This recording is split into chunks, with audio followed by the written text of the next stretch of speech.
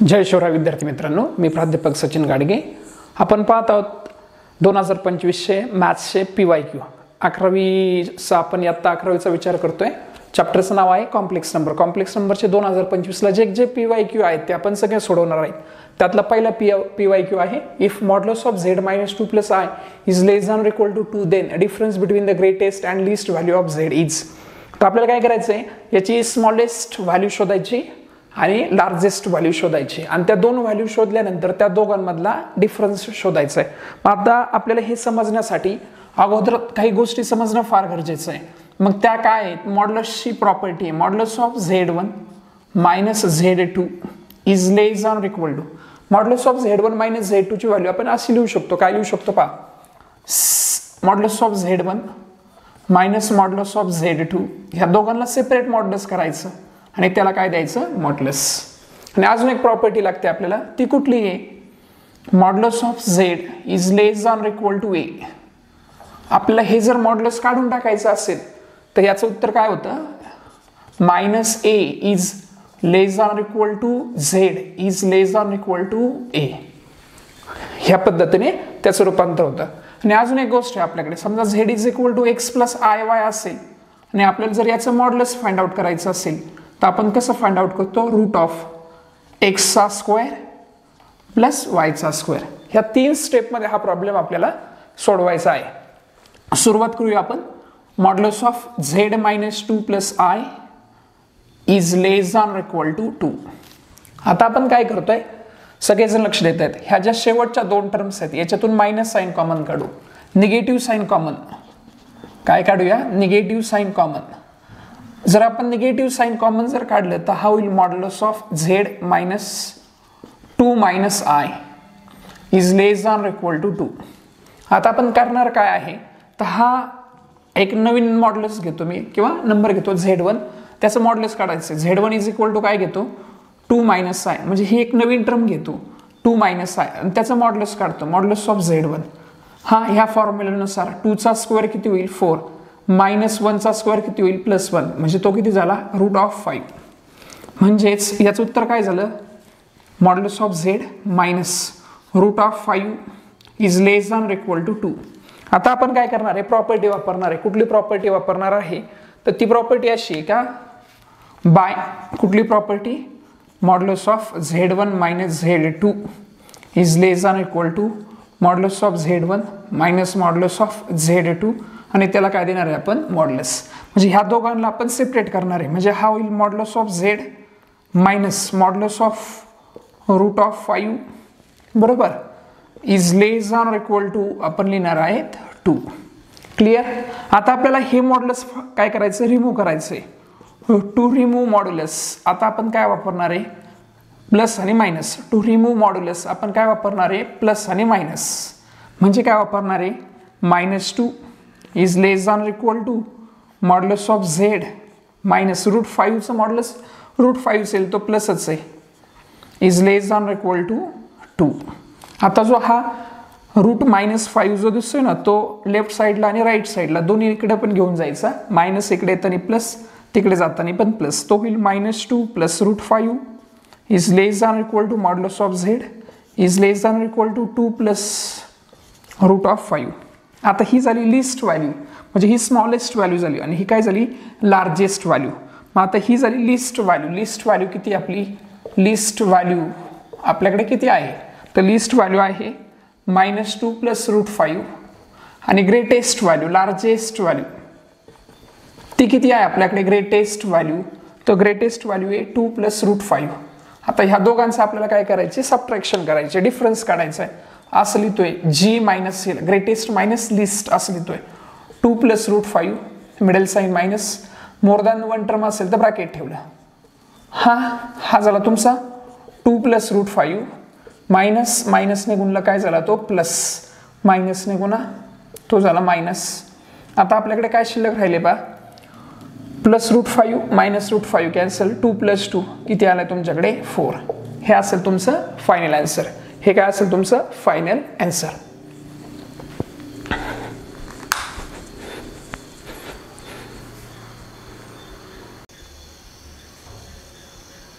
आता आपण पाहतोय दुसरा प्रॉब्लेम पहा काय म्हणतोय हा PYQ cos theta plus i sine theta whole ब्रॅकेटचा 4 sine theta plus i cos theta ब्रॅकेटचा 5. तर आपल्याला याची व्हॅल्यू फाइंड आउट करायची. तर आपल्याला सगळ्यात अगोदर हा प्रॉब्लेम सोडवण्यासाठी काही गोष्टी येणे फार गरजेचं आहे. त्या काय आहेत तर युलर्स नावाचा एक सायंटिस्ट होता मॅथमॅटिशियन ज्याने एक सिरीज बनवली होती युलर्स थेरम किंवा युलर्स सिरीज. त्यांचं म्हणणं असं होतं e⁻i थीटा असेल तर त्याचं उत्तर लिहितो cos theta plus i sine theta. e⁻i थीटाचं उत्तर काय cos theta plus i sine theta. वरती प्लस असेल तर मिडलला प्लस घ्या. e⁻i थीटा जर असेल तर त्याचं उत्तर घ्या cos theta minus i sine theta. म्हणजे पॉवर मायनस असेल तर काय घ्या मायनस घ्या. अजून एक गोष्ट आहे डी मोव्हियर्स थेरम. काय म्हणतोय डी मोव्हियर्स थेरम. हा थेरम काय सांगतोय हा थेरम सांगतोय cos theta plus i sine theta जर याच्या डोक्यावरती पॉवर जर n असेल तर हा जो पॉवर आहे तो अँगलचा मल्टिपल होतो. अँगलचा काय होतो मल्टिपल म्हणजे गुणिले जातो अँगलला. म्हणजे तो असा होतो cos of n theta plus i sine of n theta. अजून एक बेसिक गोष्ट आहे आपल्याकडे ती माहीत असावी की आय ची व्हॅल्यू काय आहे √-1. जर आय स्क्वेअर केला तर आपण काय लिहितो -1. आयचा 4 जो आहे तो किती आहे 1. जर आयचा 5 लिहिला तर काय लिहिता येईल आयचा 4 × आय म्हणजे 1 × आय. तर त्याची व्हॅल्यू काय होईल आय. समजते. अजून एक गोष्ट 1/i आपल्याला काय लिहायचं आहे 1/i. आपण काय करतोय 1/i ची व्हॅल्यू काय आहे -i. 1/i ची व्हॅल्यू काय आहे -i. ती कशी 1/i तर त्याला आपण -i ने गुणलं -i ने भागलं. वरती झाला -i खाली झाला -i². वरती -i ची व्हॅल्यू किती -1. तो दोनदा मायनस तर त्याचं उत्तर काय झाले प्लस म्हणजे तो काय झाला -i. तर ह्या बेसिक गोष्टी आहेत. ह्या जर आपल्याला बेसिक गोष्टीचं नॉलेज असेल तर आता तुम्हाला हा प्रॉब्लेम सोडवायला खूप सोपा जाईल. 2-3 गोष्टी लागतात. पहा आपल्याकडे cos theta plus i sine theta cos theta minus i sine theta दोन्ही सिरीजमध्ये कॉसची टर्म काय आहे सुरुवातीला आहे. इथं काहीच प्रॉब्लेम नाही. पण इथे मात्र काय आहे की साइनची टर्म प्रथम आहे आणि इथं काय आहे कॉसची टर्म सेकंड आहे. तर आपल्याला याला थोडंसं काय करावं लागेल ॲडजस्टमेंट करावं लागेल. मग ॲडजस्टमेंट करण्यासाठी मी काय करतोय ह्या ब्रॅकेटच्या आतमधून मी म्हणतोय taking i common. Taking i common. I काय घेतला मी कॉमन घेतला. Numerator as it is numerator जसा आहे तसाच ठेवला. cos theta plus i sine theta whole ब्रॅकेटच्या डोक्यावर किती 4 अपॉन एक चौकट केली. हा तुम्ही आय बाहेर आणला. साइन थीटामध्ये आय नव्हता. साइन थीटा फक्त साइन थीटा होता. बर एखादी टर्म आपण कशी आणतो गुणतो आणि भागतो. हां आता जर आय बाहेर घेतलं तर काय राहील बरं 1/i साइन थीटा. समजतंय. म्हणजे मी इथून ज्यावेळेस आय बाहेर घेईल त्यावेळेस इथं टर्म तयार होणार आहे 1/i साइन थीटा. याला आपण राऊंड ब्रॅकेट करूया. आणि हा आय बाहेर गेला तर इथं फक्त शिल्लक काय राहिला cos थीटा. हे राऊंड ब्रॅकेट कंप्लीट झालं. पण ह्या होल ब्रॅकेटच्या डोक्यावर 5 आहे तो विसरायचा नाही. समजलं. बरं आता आपण पुढे आलो पुढच्या टप्प्यामध्ये. आता आपल्याला माहिती आहे ए बीच्या डोक्यावर जर m असेल तर आपण म्हणतोय फर्स्ट टर्मच्या डोक्यावर m इंडायसिसचा रूल. सेकंड टर्मच्या डोक्यावर m इंडायसिसचा रूल. मग इथे किती आहे आयच्या डोक्यावर किती द्यावं लागेल 5. समजतंय. मग न्यूमरेटर जो आहे तो cos theta plus i sine theta whole ब्रॅकेटच्या डोक्यावर किती दिला 4 अपॉन हा आयचा किती केला 5. ह्या 1/i ची व्हॅल्यू किती मांडली 1/i किती घेतला -i. हा झाला sign theta plus cos theta आणि याच्या डोक्यावर किती दिला 5. सिन्स इथं काय केलं बाबांनो 1/i काय घेतला -i. 1/i जो होता ना इथे त्याची व्हॅल्यू काय टाकली -i. आता कॉसची जी टर्म आहे ती सुरुवातीला लिहा साइनची टर्म नंतर लिहा. आणि आयचा 5 किती आयचा 5i. तर हा झाला cos theta plus i sine theta whole ब्रॅकेटच्या डोक्यावर 4 अपॉन आयचा 5 किती आहे आयचा 5 किती आहे आय. आणि ही टर्म झाली cos theta minus i sine theta त्याच्या डोक्यावर किती ठेवलं तुम्ही 5. आता आपण गेलो युलर्सच्या थेरममध्ये cos theta i sine theta cos theta i sine theta e⁻i theta. इथे काय तयार होईल तुमचा e raise to i theta, पण त्याच्या डोक्यावरती किती आहे 4 अपॉन हा काय तुमचा आय, आणि हा काय होईल मायनसवाला आहे तर हा काय होईल e raise to minus i theta, आणि त्याच्या डोक्यावर किती होईल तो 5. पुढच्या होईला 1 अपॉन आय आहे तसाच. इंडायसेसचा रूल पॉवरचा जर काय असेल पॉवर एकमेकांच्या डोक्यावर असेल तर त्यांचा गुणाकार होतो, म्हणजे ई रेज टू काय झाला हा 4 theta i upon e raise to काय झाला -5 थीटा आय. पुन्हा एकदा इंडायसेसचा रूल हा वरती गेला मायनस येतो तो काय झाला प्लस, मायनस काय झाला प्लस. आता मायनस जर आपला प्लस झाला हा आपला पहिला 1 upon i e raise to 4 theta i into e raise to 5 theta i, minus होता तो काय झाला प्लस. आता आपल्याला एक गोष्ट माहिती आहे जर पाया समान असेल तर घातांकाची काय होते बेरीज, मग पाया समान आहे घातांकाची काय झाली बेरीज, आणि 1 अपॉन आय ची व्हॅल्यू मी लिहून टाकतो काय -आय. या 1 अपॉन आय ची व्हॅल्यू काय लिहिली -आय, आणि हा झाला ई रेज टू 4 अधिक 5 किती झालं रे बाबांनो 4 प्लस 5 किती झाला 9 थीटा इंटू काय झाला आय, 9 थीटा इंटू काय झाला आय. मग आता आपल्याला डी मूव्हियर्स थेरम वापरायचा आहे. काय कुठला वापरायचा डी मूव्हियर्स -आय, इथे किती आहे 9, तर आपल्याला फक्त काय लिहित चालायचंय 9.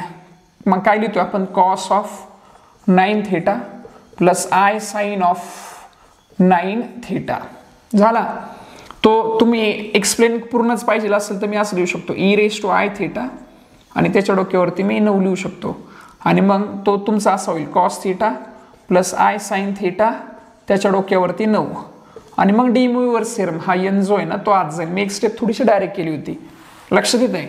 आता -आय ने आतमध्ये गुणा, -i cos of 9 theta, -i ने आय ला गुणलं -i square sine of 9 theta, हा -आय आहे तसाच कॉस ऑफ 9 थीटा -आय स्क्वेअरची व्हॅल्यू काय -1 sine of 9 theta -i cos of 9 theta, दोनदा minus plus sine of 9 theta, plus सुरुवातीला लिहा sine of 9 theta -i cos of 9 of theta. हे असेल ह्या प्रश्नाचं फायनल आन्सर. मला वाटतं की सगळ्यांना नक्कीच समजलं असेल. समजलं असेल तर नक्की तुम्ही कमेंट करत चला की समजलं म्हणून.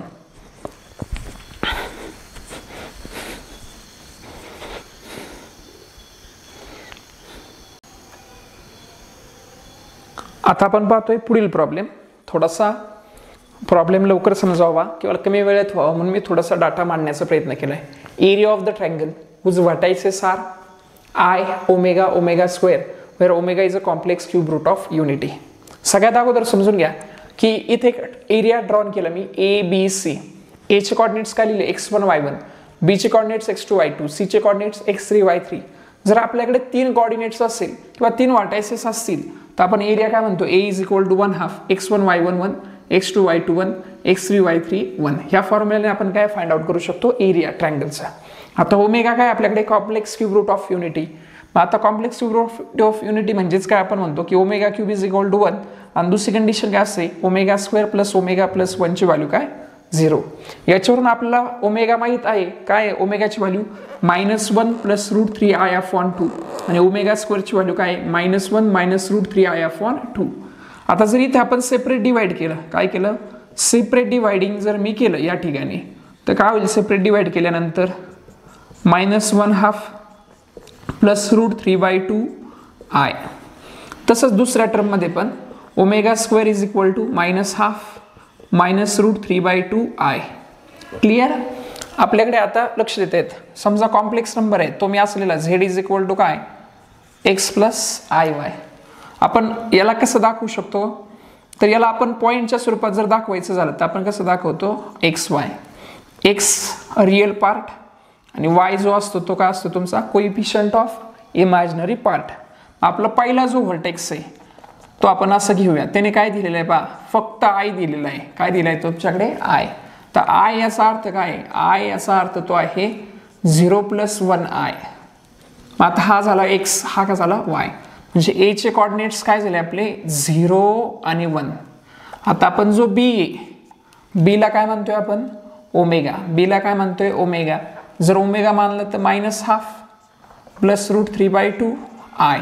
तर काय कॉर्डिनेट्स आले तुमचे बीचे -½ √3/2 आणि सीला काय म्हणतो आपण ω², -½ -√3/2 इंटू आय. तर सी काय झाला तुमचा, सी काय झाला, सी -½ -√3/2 हा झाला तुमचा सी. आता आपल्याकडे काय झालं की 3 व्हर्टायसेसचे कॉर्डिनेट्स आपल्याला मिळाले. आता आपल्याला फक्त काय करायचं की फॉर्म्युल्यामध्ये व्हॅल्यू पुट करायची आणि आन्सर आणायचं. कोणाचं आन्सर आणायचं आहे, एरिया ऑफ ट्रायंगलचं. हा a = 1/2 x1 y1 z1. आता x1 y1 0 1 हा 1 1 1 थर्ड कॉलम लिहून घेतला, -½ √3/2 -½ √3/2. आता डिटर्मिनंट आपल्याला 10वीला शिकवलेलं आहे कसं सोडवायचं. आता हा 0 आहे, हा काय 0. आता समजा मी ते कर्ली ब्रॅकेट ठेवलं, 0ने कशालाही गुणलं तर काय होणार आहे 0. त्याच्यामुळे पहिल्या टर्मचा विषय संपला. प्लस नंतर काय येतं मायनस, तो किती आहे 1. -½ ने 1ला गुणलं तर किती झालं -½ मिडल साईन मायनस, -½ ने 1ला गुणलं तर परत तो काय झाला -½ झालाय. पुढे आले +1 -½ ने -√3/2 गुणलं, -½ ने -√3/2 मायनस मायनस काय झाला प्लस, तो झाला √3/4. मिडल साईन आलं मायनस, -½ ने √3/2 गुणलं, तो झाला -√3/2 झालंय. ब्रॅकेट कंप्लीट करूया आपण. आता इकडे सुरुवातीला कर्ली टाकून म्हणून इथं पण कर्ली टाकला. हा झाला तुमचा 1/2, 0चा विषय संपला. हा -½ दोनदा मायनस तर +½ हा पण कॅन्सल झाला. मग शिल्लक काय राहिले आपल्याकडे फक्त हा 1 √3/4, दोनदा मायनस तर परत एकदा √3 इथे माझ्यामध्ये 2 नाही येणार, तो किती येईल 4 येईल. तो काय येणार आहे 2 × 2 काय येणार आहे तो 4 √3/4. हा छेद समान आहे, अंशाची काय होईल बेरीज. अंशाची बेरीज काय होईल 1/2 √3 + √3 2√3 अपॉन काय होईल 4. हा 2 गेला 2 बरोबर, हा काय झाला √3/4 आणि एरिया आहे म्हणून आपण त्याला काय म्हणू शकतो स्क्वेअर युनिट्स. हे असेल आपल्या पुढील प्रश्नाचं उत्तर. मी आशा करतो सर्वांना समजलं असेल. जर तुम्हाला समजलं असेल तर नक्की कमेंट करा, मला मग समजेल की यामध्ये आपल्याला अजून कसं जाता येईल.